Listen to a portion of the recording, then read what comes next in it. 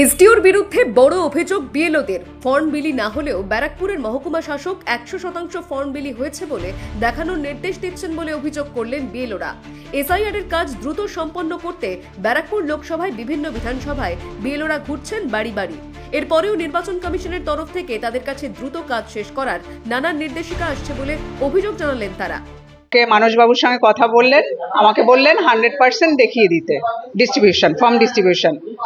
আমি বললাম স্যার আমি যাকে বাড়িতে পেলামই না আমি তাকে কি করে ডিস্ট্রিবিউশনটা দেখাবো, সেই ফর্মটা কে রিসিভ করবে আমার থেকে। এই স্যারকে বললাম স্যার আপনি রিসিভ করবেন, তাহলে আমি আপনাকে দিয়ে দেবো। বলছেন আপনাকে ডিস্ট্রিবিউশন দেখাতে হবে, আপনার কাছেই রেখে দিতে হবে। আমি বললাম এটা কি করে সম্ভব, কারণ ডিস্ট্রিবিউশন তো একজন রিসিভ করছেন ফর্মটা, সেখানে এটা আমি করতে পারবো না। রেজিস্টার দেওয়া হয়েছে, আমাদের দেওয়া এবং নেওয়ার জন্য রেজিস্টার দেওয়া হয়েছে। আমি বললাম স্যার আমি এটা করতে পারবো না। আমাকে বললেন আপনি তাহলে আসুন, এসডিও স্যারের সঙ্গে কথা বলবেন। আমি বললাম চলুন, আমি এসডিও স্যারের সঙ্গে কথা বলতে চাই। মানসবাবু এবং এইআরও স্যার আমাকে এসডিও স্যারের কাছে নিয়ে এলেন।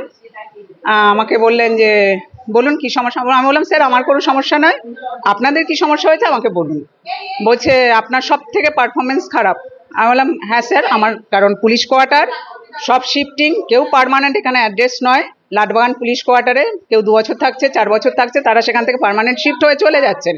তারা এখনো সেই ইয়েগুলো শিফট করেননি, তারা এখানেই দেখাচ্ছে। কিন্তু আমি বাড়ি বাড়ি 2বার 3বার করে ঘুরে নোটিশ করাও আমার হয়ে গেছে, তা সত্ত্বেও আমি তাদের ট্রেস করতে পারিনি। তাহলে আমি তাদের ফর্মগুলো কাকে দেব?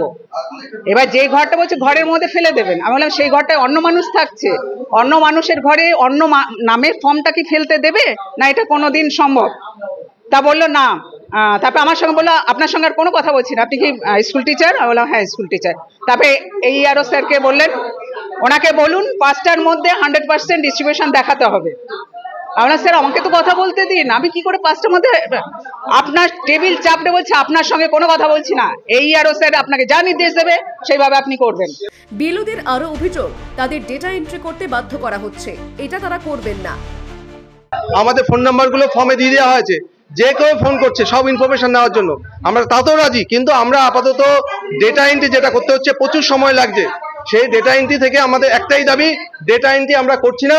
আর যতক্ষণ পর্যন্ত আমরা করছি না, আমি বিশেষ করে বিএলও অনেকে আছেন, আমরা ফর্ম তুলব না আজকে থেকে। বিশাল বাড়িয়ে দিচ্ছে অমানবিক ভাবে। 24 ঘন্টা কাজ করলেও আমরা ডেটা এন্ট্রি করে 4 তারিখের মধ্যে ফর্ম দিতে পারবো না। প্রতিদিন বলবে আমাদের 10% করুন, 50% করুন, আমরা সেভাবে অসম্ভব। আমরা প্রতিদিন হয়তো 5টা করে ডেটা এন্ট্রি করতে পারবো যদি আমরা যারা পারি না তারা পারবেই না।